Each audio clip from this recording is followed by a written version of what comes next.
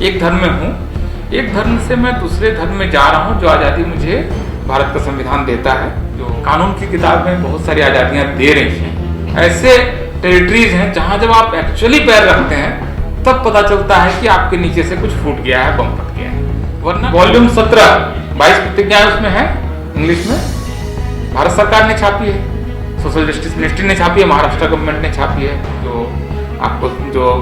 I think chapter 3 में हमें ये आज़ादी हमें मिली हुई है कि हम इस तरह के अपने लिबर्टीज को एक्सरसाइज कर सकते हैं।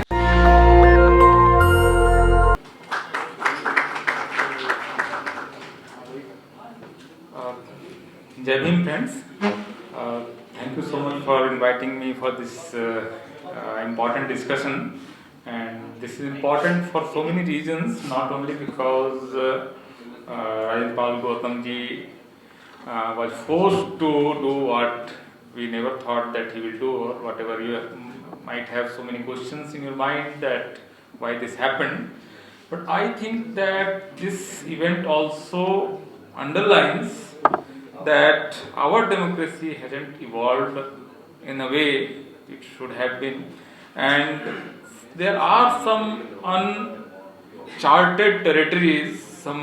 spaces where ideally according to constitution we should have gone, but when we go there, as if there is some dynamite is there which blasts, you can't go to those territories. Though it is there in constitution, in law books, you can convert, you can change your religion, you can have your faith, you have right to do so many things, but in practice, in real life, there is a problem in going there, because somebody देखिए, इसमें एक चीज है कि संविधान हमें बहुत सारी आज़ादियाँ दे रहा है, कानून की किताब में बहुत सारी आज़ादियाँ दे रही हैं, फिर भी जो मैं कह रहा था उसका मतलब ये कि कुछ ऐसे टेरिटरीज हैं जहाँ जब आप एक्चुअली पैर रखते हैं तब पता चलता है कि आपके नीचे से कुछ फूट गया है, बम फट गया है। वरना क्या था, ये घटना क्या है कि मैं एक धर्म में हूँ, एक धर्म से मैं दूसरे धर्म में जा रहा हूँ जो आज़ादी मुझे भारत का संविधान देता है, जो आपको जो आई थिंक चैप्टर 3 में हमें ये आज़ादी हमें मिली हुई है कि हम इस तरह के अपने लिबर्टीज को एक्सरसाइज कर सकते हैं। धर्म बदल लेना या किसी दूसरे धर्म में जाने का एक सिंपल प्रोसेस है, दुनिया की ज़्यादातर डेमोक्रेसी जिसको अलाउ करती है।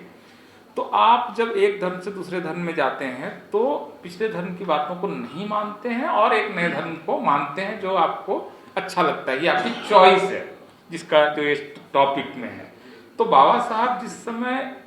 बॉर्न हिंदू थे, बॉर्न हिंदू से बुद्धिज्म की तरफ जब जा रहे हैं तो पीछे मुझे क्या क्या नहीं करना है और मैं क्या करूंगा, ये मेरे ख्याल से 22 प्रतिज्ञाओं का आप 2 हिस्से में बांट सकते हैं कि मैं पीछे ये कर रहा था, ये नहीं करूंगा और अब क्या क्या करूंगा। मतलब ये मेरे ख्याल से आप सब लोगों को मालूम होगा। तो इसमें ऐसा कोई आसमान फटने जैसी बात नहीं है। एक मुसलमान अगर हिंदू धर्म में जाएगा तो बोलेगा कि मैं पीछे ये मान रहा था, ये मैं नहीं मानूंगा और अब ये मानूंगा। यही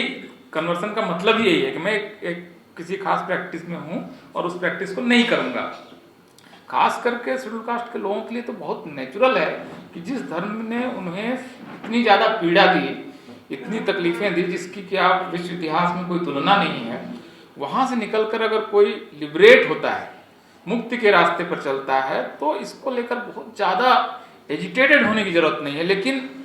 ऐसी घटनाएं बता रही हैं कि भारत का जो डोमिनेंट, जो प्रभावशाली डिस्कोर्स है, वो इस तरह की बात को नहीं करने दे रहा है। तो हमें लग रहा है कि इस डिबेट के जरिए जो अगर हम कामयाब होते हैं इस डिबेट में, तो हम असल में भारतीय लोकतंत्र का वो हिस्सा क्लेम करेंगे जो कागज पर है और जमीन पर नहीं। एक्चुअली वो अधिकार हमें मिला हुआ है, लेकिन जब हम उसको एक्सरसाइज करने जा रहे हैं तो आप देख रहे हैं कितना हंगामा हो रहा है। तो ये अगर इस लड़ाई का महत्व इस मामले में है, इसलिए नहीं कि एक व्यक्ति का एक पद है, वो मंत्री था, नहीं है, रहेगा, ये उस कहानी का एक छोटा हिस्सा है, महत्वपूर्ण हिस्सा है, लेकिन इससे आज़ादी का एक पूरा दायरा खुलेगा। तो मैं इसको बहुत गंभीरता से, इस मामले को हम सब लोग, आप सब लोगों की भी नज़र है क्या हो रहा है, क्योंकि ये अपने आप में कितनी चिंता की बात है कि एक व्यक्ति जिस पर अभी तक FIR दर्ज नहीं हुई है, वो पॉलिटिकल सिचुएशन में दबाव वगैरह क्या रहा होगा किसी को नहीं मालूम, अंदर की अंतर कथाएं हम सब लोगों को नहीं पता होती हैं, जानने की जरूरत भी नहीं है, लेकिन अल्टीमेट रिजल्ट ये है